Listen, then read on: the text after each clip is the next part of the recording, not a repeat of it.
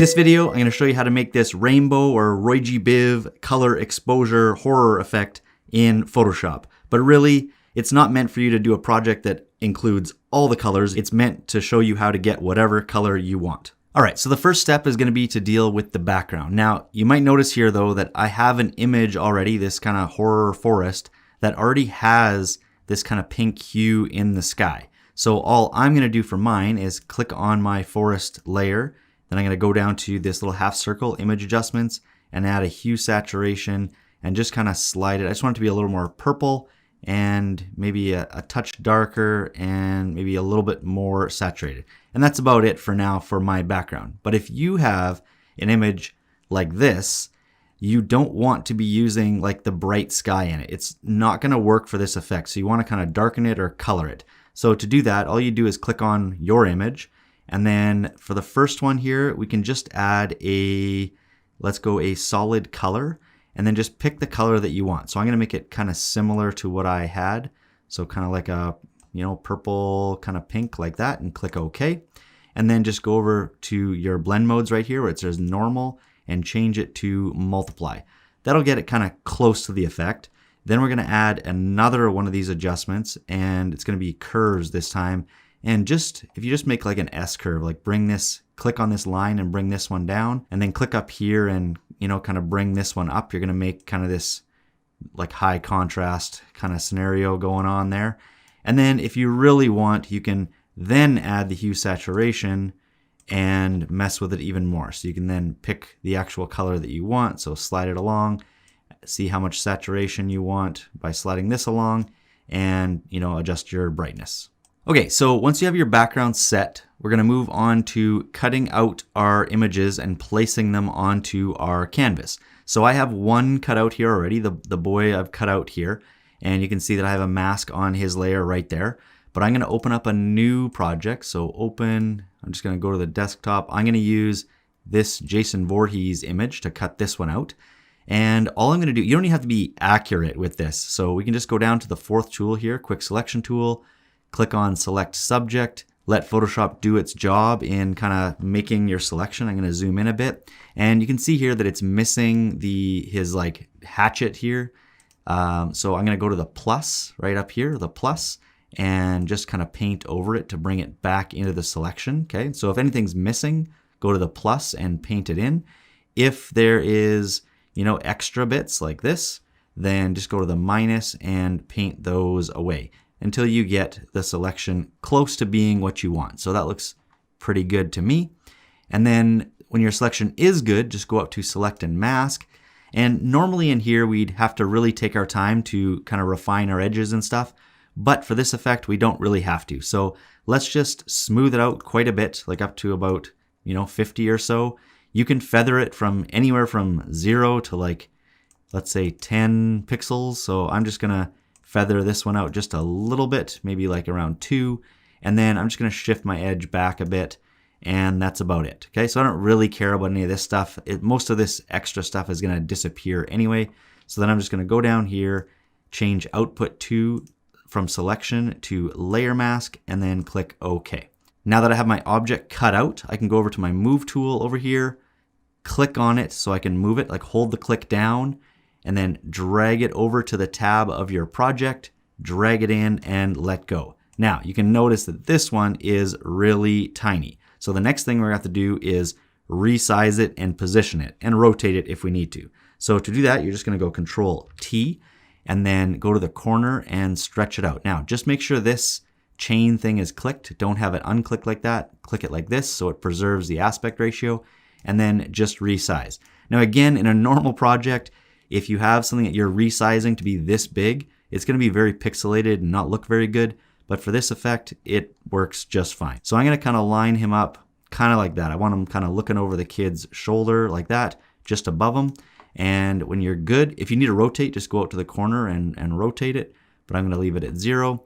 When you're good, just click check. And then the only other thing you're going to have to deal with is kind of your layering. So whatever's at the top here, that's going to be most in the front. And whatever's at the bottom is going to be most to the background. So I kind of want this kid up above Jason Voorhees, so he's in the foreground and Jason is behind him. And then obviously just repeat that same process for every other image that you want in your project. Once you have everything cut out and then resized and positioned where you want them, the next thing we're going to do is apply the main color to each of your objects. So that would be blue, red, or green. Now you want to pick blue for anything you're going to change to be blue or kind of purple. You want to pick red if you're going to make it red or like orange, maybe pink. And then you want to pick green if you're going to have it green or yellow. And the way we do that is very simple. So just click on the layer of whatever you're going to change. So I'm going to start with this kid right here, and then just double click to the right of the layer, which will bring up the layer style menu. And then it's very simple. So I'm going to make him green. So under advanced blending here, I'm just going to uncheck red and uncheck blue, and that will turn him green, and then click OK. For Jason here, I'm going to double click to the right, and I'm going to make him red. So I'm going to uncheck green and uncheck blue, and then click OK. And then over here we have Jason, and I'm going to double click, and he's going to be blue. So I'm just going to uncheck green, uncheck red, and click OK.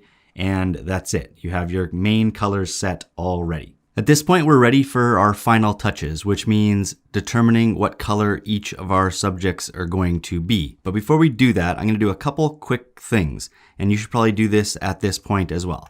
So I'm going to go down to the hue saturation layer, and I'm actually just going to put a clipping mask on it. So that changes it a little bit, even though it's down here. I want that effect to be applied just to this and nothing else. So I'm going to clip it just to this layer down here, to my background layer. And then I'm going to go up to the very, very top, click on my top layer, and go down here to my adjustment layers. And this time I'm going to add a levels adjustment. And I'm just going to add the contrast and stuff that I want right now to the overall image, so that I'm just going to slide, like this one's going to make your darks darker. This one's going to make your lights lighter. This is your midtones. This one makes your darks lighter, and this one makes your lights darker. So I'm just going to slide this to add some contrast, because that's what I want for my kind of overall end image. So when I'm determining what colors I want for each of my subjects, I want to kind of have that global adjustment on top of this already, and I don't want to wait till the end to do that. Okay, so I put that in right now. All right, so now we're ready to adjust the color of each of our individual objects to be whatever we want. But if we look here at Chucky, I've already gone through all the steps for Chucky. So the first thing you gotta do is convert it to a smart object. And then you can see I've added brightness and contrast and hue saturation adjustments to it. I changed the blend mode to lighten, and then I adjusted the opacity a little bit. Those are all the steps that we're gonna do for each of the subjects that we're gonna alter their colors for. I'm gonna leave the kid alone because I want him to be green right there. I'm gonna leave the Jason to be red and Michael Myers to be blue. I'm not going to touch these three. Okay, so the steps are easy. The first thing you're going to do is, and we're going to start with Freddy right here. Okay, so you're going to click on the layer, then you're going to go to the right over here, right click, and convert it to a smart object. When you do that, the black, like all these parts that weren't showing before, that were blended before, are now going to show up. So the first thing you should do is go up to your blend modes and pick one that makes sense. Oftentimes it's going to be screen or lighten, and then if that'll get rid of the blacks. And in some cases, you know, hard light might look better. In this case, it doesn't. But I'm going to go screen for Freddy. Okay, so screen. Now it's back to kind of how it was before because we got rid of those blacks. Next, you're going to go up to Image, Adjustments, and add Hue Saturation. And this is the box that we are going to use, this hue slider, to get the color that we want. Okay, so I'm going to make this one yellow. So I'm just going to go to the left a little bit until whoa, that's too far. So yellow about right there. And then you can decide in saturation like how much yellow you want. So you can punch it up or punch it down. I'm going to punch it up a little bit, and I'm going to leave lightness alone and click OK. Next, if you need, so that if you think that looks good, then that's fine. You can leave it, but you can also go up here to Image, Adjustments, and try brightness and contrast. Okay, so if you add that one, now here's where you can, you know, brighten it even more if you need to, or dull it down, and you can add contrast, which means the bright areas will get brighter and the dark will get darker, or if you go to the left, it'll kind of, you know, mute it out to be not as contrasty, obviously. So I'm going to add a little bit of contrast and a little bit of brightness and click OK. Now, the only other thing that I didn't mention above when I was talking about Chucky here is you might have some situations like, I think Freddy's the only one that has this, but you can see now the outline of his hat. So if you like that, you can leave it.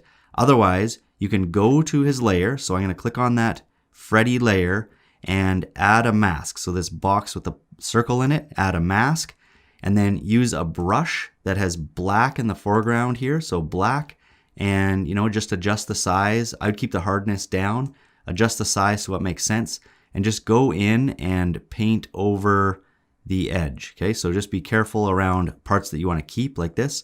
So just get rid of any of these bits that you don't want in your image. Okay, next we're going to deal with Jigsaw over here. So again, just click on his layer, right click over here, convert it to a smart object, then change the blend mode. I'm going to try screen again, I think looks best. Then I'm going to go up to image adjustments and put hue saturation on. This time I'm going to make it purple. So I'm going to slide it to the right a little bit here to make it purple, and then turn up the saturation a bit. I'm going to leave lightness alone again and click OK. And then I noticed this time though that he's not like Freddy was kind of popping already. Like the yellow was kind of popping. The purple is not, probably because the background is also kind of purple. So to brighten this up a little bit, we're also going to go here to image adjustments, and this one I'm going to add a curves adjustment to it up here. And for that one, all I'm going to do is kind of bump up. I'm going to click on this line and bump it up a little bit like that. I'm not going to go too extreme. You can also take away some highlights. If you click at the bottom here and slide it to the right, you can take away some of the highlights. So if you bring it up, you can see the opposite. And then, so I think I'm going to go this way just a bit. And then you can also click another dot up here to kind of finesse it, to make it not quite as bright. So you can bring this down and make it more see-through, or you can bring this up more to make it kind of stand out. I don't want it to stand out that much, so I'm going to kind of bring it back to about there and click OK. And then you can try, that kind of deals with the brightness and contrast in a different way, but we can still try and add that one as well. So image, adjustments, brightness and contrast, and I'm going to add some contrast and maybe add a little bit of brightness.